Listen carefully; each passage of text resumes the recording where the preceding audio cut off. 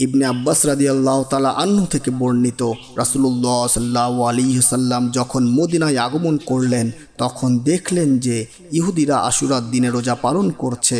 তিনি জিজ্ঞাসা করলেন, এটি কিসের দিন যে তোমরা রোজা রাখছ? তারা বলল, এটি একটি মহান দিন। এই দিনে আল্লাহ তাআলা মুসা আলাইহিস সালাম ও তার সম্প্রদায়কে রক্ষা করেছিলেন এবং ফেরাউন ও তার দলকে ডুবিয়ে মেরেছিলেন। তাই মুসা আলাইহিস সালাম কৃতজ্ঞতা স্বরূপ এই দিন রোজা রেখেছিলেন, আর আমরাও সেই কারণে এই রোজা রাখি। তখন রাসূলুল্লাহ সাল্লাল্লাহু আলাইহি সাল্লাম বললেন, তোমাদের চেয়ে মুসা আলাইহিস সালাম এর আদর্শের উপর আমাদের অধিকার বেশি। এরপর রাসূলুল্লাহ সাল্লাল্লাহু আলাইহি সাল্লাম নিজে রোজা রাখলেন এবং সাহাবীদেরও রোজা রাখার নির্দেশ দিলেন।